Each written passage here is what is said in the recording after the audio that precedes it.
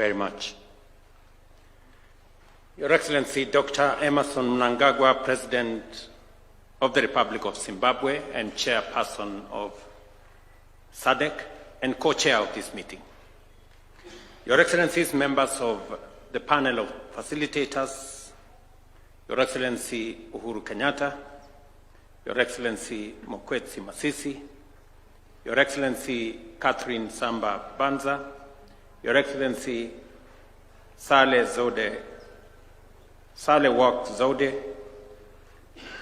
Your Excellency, the Chair of the Africa Union Commission, Your Excellencies, the Secretary General of EAC and the Executive Secretary of SADC, Your Excellencies, ladies and gentlemen, I wish to take this opportunity to welcome you all to Nairobi and to Kenya, which is now a visa-free country for all Africans, and to this important meeting jointly convened by His Excellency President Emmerson Mnangagwa and myself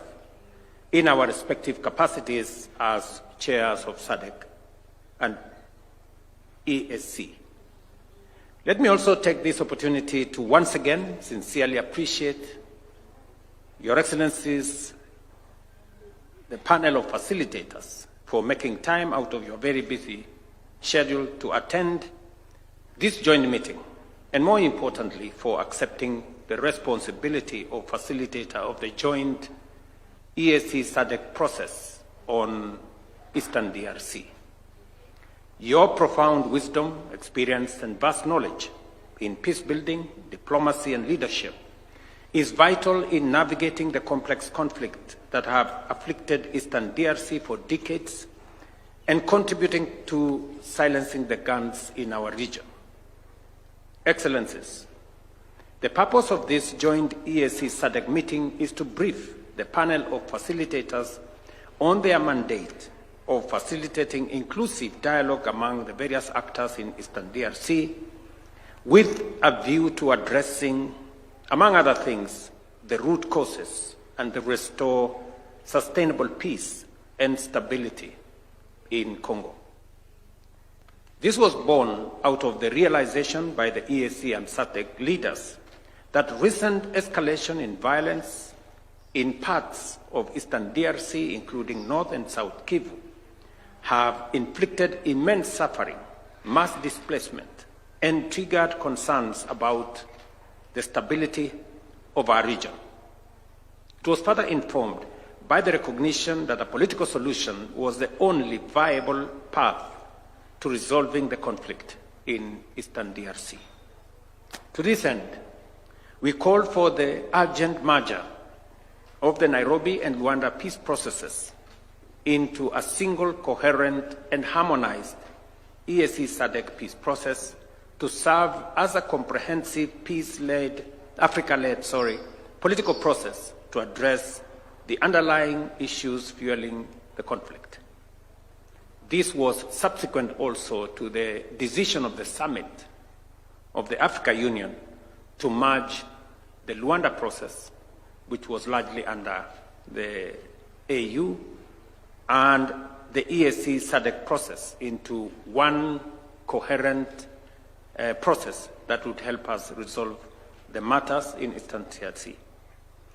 We will be considering proposals on a framework for the merger of these processes, the terms of reference for the facilitators, and the process design for inclusive mediation process in Eastern DRC from our technical teams drawn from EAC, SADC, and AU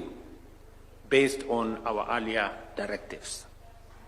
These documents will guide us on the way forward with respect to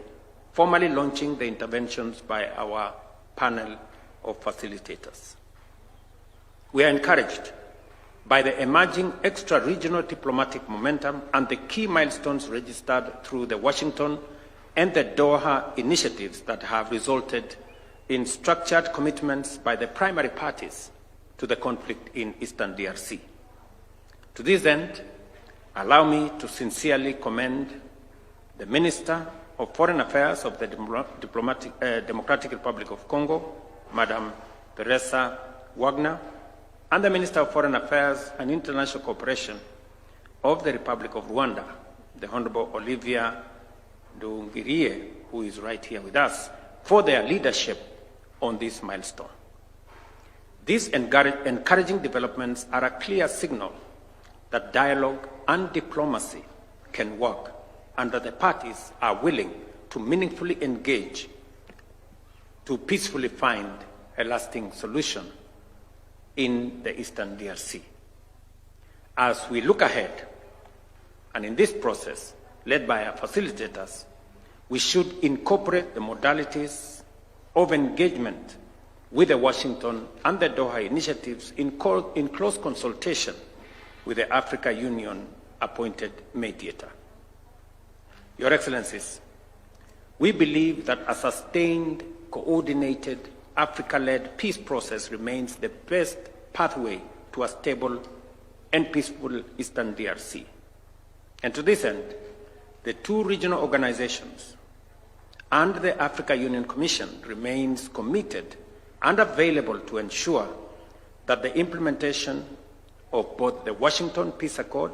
and the Doha initiatives are actualized. As I conclude, let me reiterate our commitment as joint chairs to providing leadership on this process on behalf of our joint EAC-SADC Summit of Heads of State and Government. And we did decide to take the historic step, the first time ever that has happened in this continent, to bring two regional economic blocs together to facilitate the resolution of the process in Eastern DRC, because we realized that this was a situation that was threatening to run out of control and to destabilize the whole region. And that is why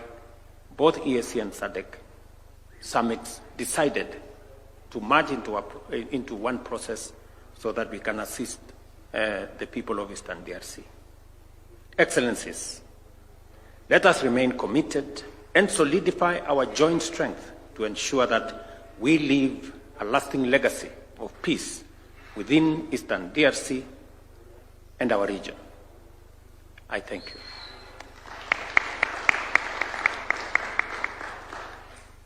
Thank you very much, Your Excellency.